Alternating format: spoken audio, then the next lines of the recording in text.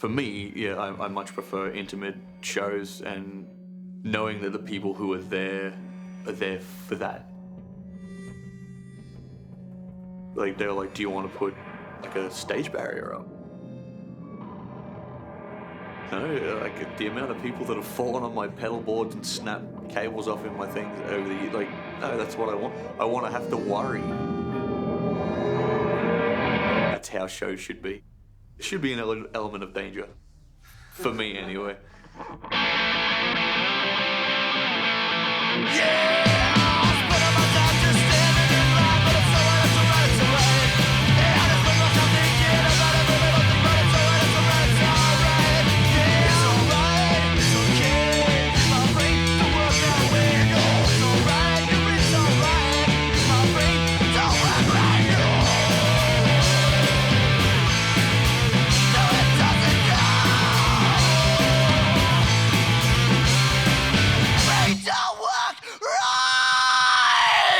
Tell the story. So I met Loki when I was 17 and I had snuck into a gig. He's actually a wizard.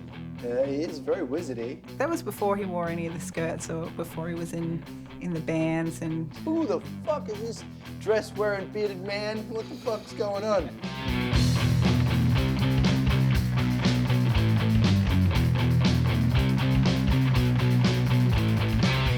I'm Loki Discordia, former event manager at the Underdog, current musician, Hawaiian shirt guy, Jaeger bomb drinking dude, fuck up. You know, any of those things will do. You know, I would much rather to play in a small room to 20 people than to 100,000 people because you're there.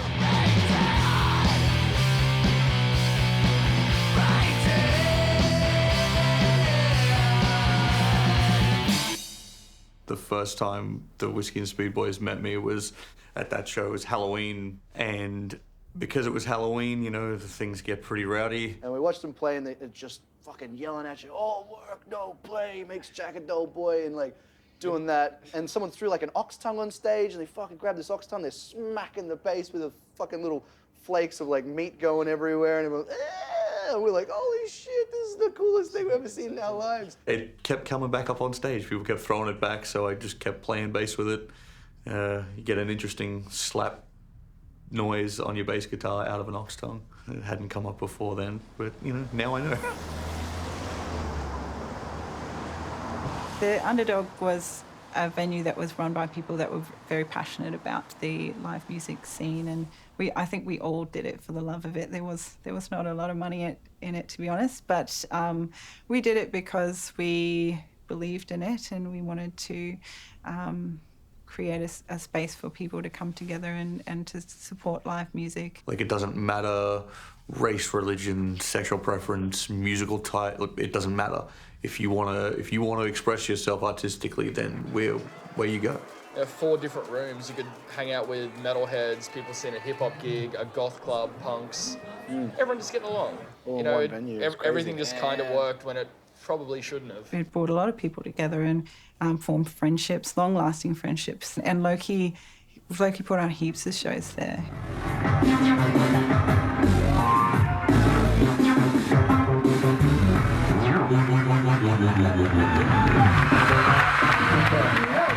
Then it was making a little bit of money, and they sold it without telling us, really. You know, rocked up on the Thursday and, hey guys, this weekend's it. You guys are done. I think when the Underdog closed, that was sort of a really disappointing moment for Loki, just because he'd really worked hard to get that place to a point where he was happy with the sincerity of what they were doing. Oh, you're having fun doing what you're doing? None of that anymore. You know, and like, not just, oh, now I can't do my job anymore, but now I don't have a job anymore.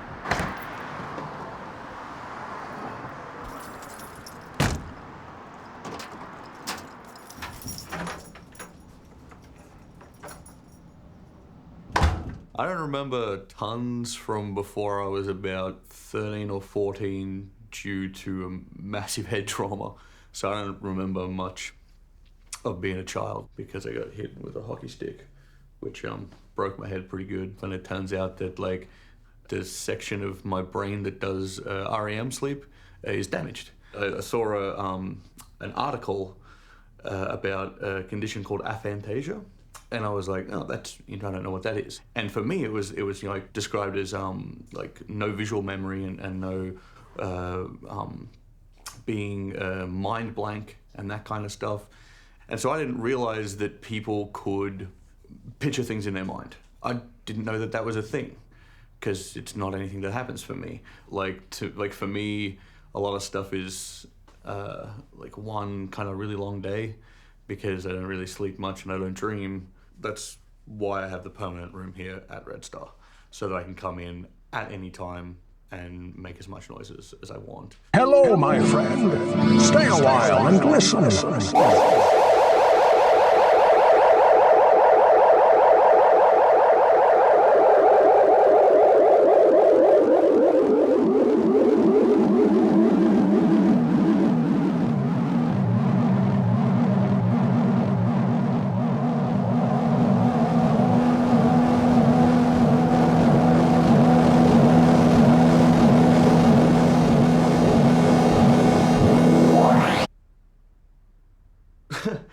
The event would probably be my life, is the thing that influenced me to go down that path. Like tons of shit things happen when we were younger and throughout my life, like tons of awful things, like people with drugs and mental health and all that kind of stuff. Quite a few like friends growing up and people that we met in the scene and like childhood friends and stuff have taken their lives.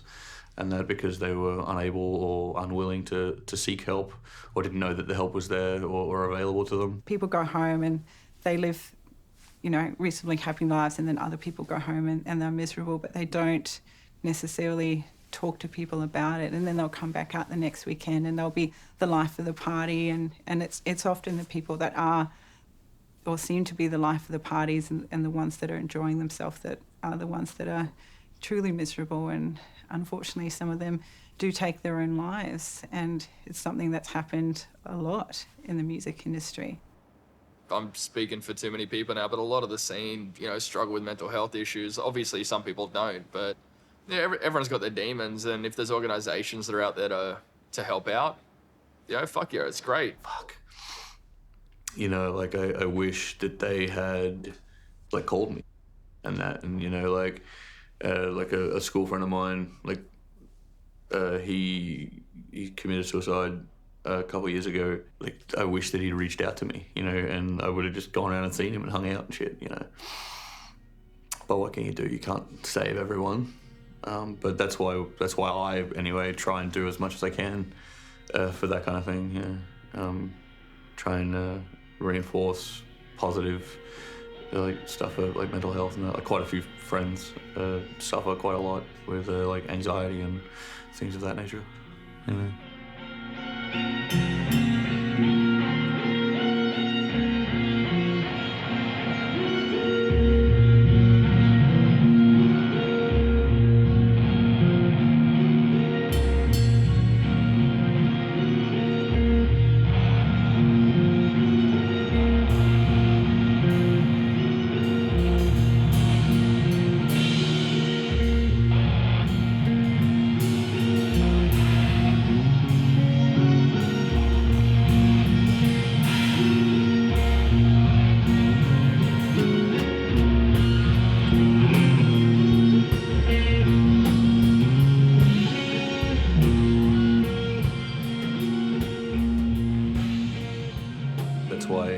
Try and do fundraisers and stuff a lot, and people that we know who have died or committed suicide, and people that we know parents and stuff who've had breast cancer or whatever.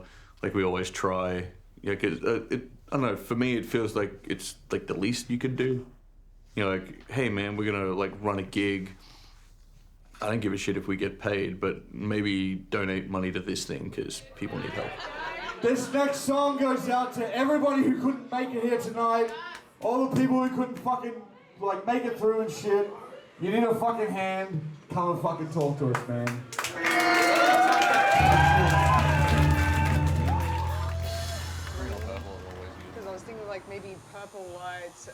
he likes to inspire other people to do things as well. That's like a big part of his personality, is that if he sees someone with potential and they're not using it, he'll really push them to try and make the best of themselves and do something with their talents and skills.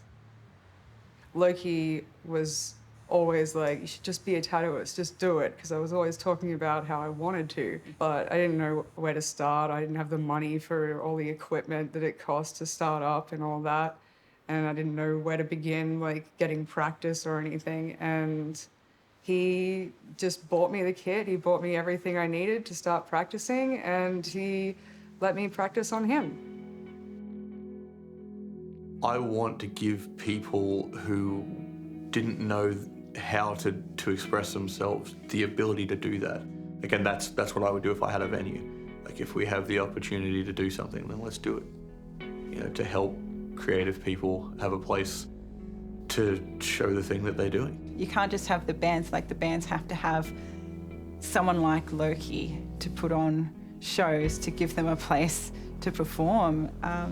And like, the music scene wouldn't be the music scene without the promoters working their asses off to create these forums for live music. You know, when he latches onto something and he's got a passion for it, he gives it 100% of his time and energy. The punk scene rules. Cheers. Yeah, and it's lovely to be a part of it, sure. That was sweet. Yeah. Will the spirit of the underdog live on? I don't know if it's so much the spirit of the underdog that would live on. The attitude that we had there definitely will. You know, we will continue to put on shows the same way that we did. Like, we will, that DIY ethic, I suppose you would call it an underdog ethic. You know, anything can happen, and probably will. I think a lot of people are afraid to look foolish, and they are always thinking, what if? What if this goes wrong? What if this goes wrong? Yeah, but what if it doesn't? What if it's awesome? Do that. Like, that's always been my, like, what if it's awesome? What if it's the best fucking thing that ever happened?